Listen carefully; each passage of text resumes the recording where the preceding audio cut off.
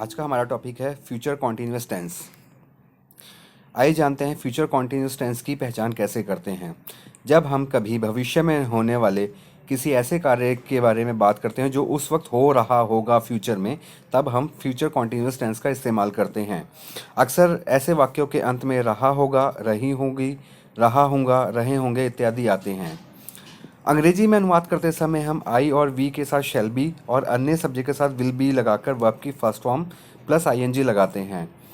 याद रहे कि आजकल आई और वी के साथ शैल बी लगाने का प्रचलन बहुत कम हो गया है।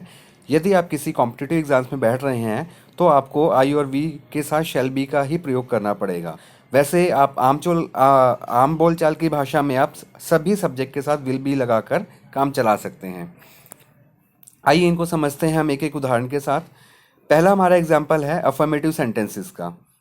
आप देख सकते हैं इसका स्ट्रक्चर जो होता है, पहले सब्जेक्ट आएगा, उसके बाद shall will plus be plus verb की फर्स्ट फॉर्म प्लस आईएनजी। इसका पहला एग्जाम्पल है मैं पढ़ता रहूँगा। आई क्या हुआ हमारा, आई हुआ हमारा सब्जेक्ट। इस सब्जेक्ट के साथ हमने लगाया शैल बी हमारी हेल्पिंग वर्ब, रीड हमारी फर्स्ट फॉर्म, उसके साथ हमने आई लगाया ING. I shall be reading. आप इसकी जगह आई विल बी रीडिंग भी यूज़ कर सकते हैं, जैसा कि मैंने आपको पहले भी बताया कि आजकल शैल बी प्रचलन में नहीं है। नेक्स्ट हमारा एग्जाम्पल है हम लोग काम करते रहेंगे। We shall be working. Third हमारा है तुम खड़े रहोगे। You will be standing. You will be standing. Next हमारा है नेगेटिव सेंटेंसेस। इस तरह के सेंटेंसेस में हम नॉट का प्रयोग करते हैं, यानी कि नकारात्मक वाक्य।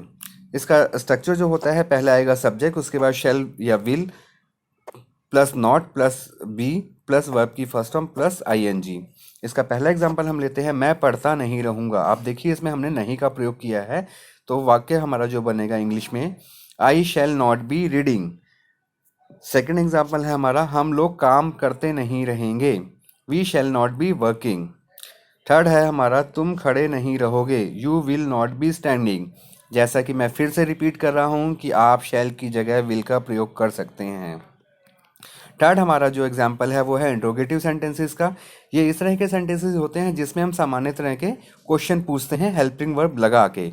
इसका जो स्ट्रक्चर होता है, पहले स्टार्टिंग में आएगा आपका हेल्पिंग वर्ब जो कि यहाँ पे शैल या विल है, plus subject plus not plus be plus verb की first form plus ING. Notice कीजिए कि इसमें अगर नॉट है तो लगाएंगे, नहीं है तो नहीं लगाएंगे। इसका पहला एग्जाम्पल लेते हैं हम, क्या मैं पढ़ता रहूँगा। शैल आई बी रीडिंग। आप स्ट्रक्चर में देखिए, पहले हमने हेल्पिंग वर्ब का प्रयोग किया शैल का, उसके बाद हमारा आया subject then be plus reading.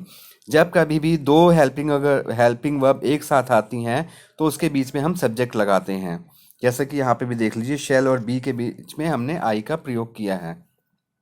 Next हमारा है क्या हम लोग काम करते रहेंगे। Shall we be working.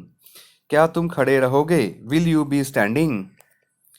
Fourth हमारा है डबल इंट्रोगेटिव सेंटेंसेस। जब हम इस तरह के प्रश्नों में क्यों, कब जैसे वाक्य लगा के प्रश्न पूछते हैं उसको हम बोलते हैं डबल इंट्रोगेटिव सेंटेंसेस।